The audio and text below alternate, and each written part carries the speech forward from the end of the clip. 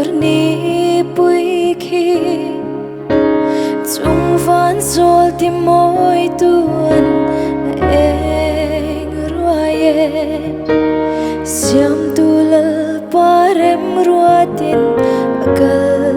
zela sutin thang tiang len kol moin eng no riaye kalal len ram sayon kimin ngai tire o ke song kathir bang thelo he shing nun hiral to mai se beram no mel en sayon khopui mo ya kyan kalen ve hun tur ngai hianin karum vong vong zain ka choi zel na nge khovel shiatan tang rel thang po don lovin ka shil selang mana zong mo thim noya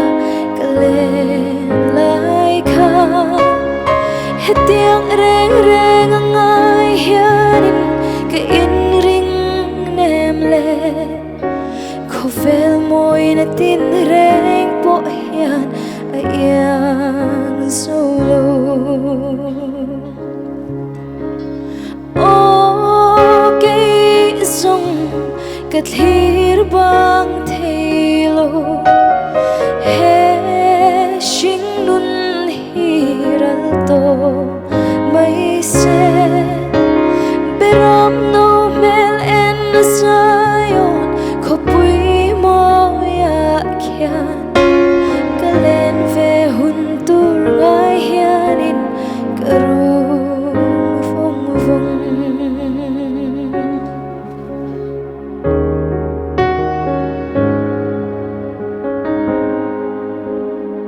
don ve chimo om kho har zwal chang ni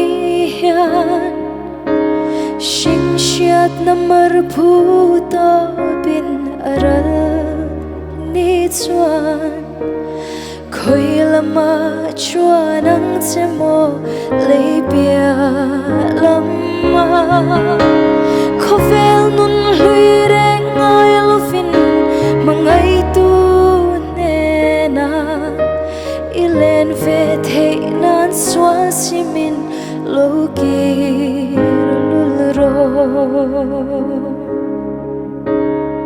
o ke song kathir bang thelo he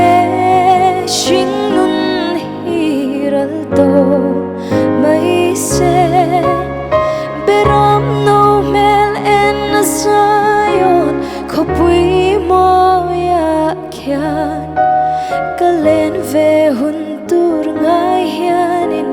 karum vong vong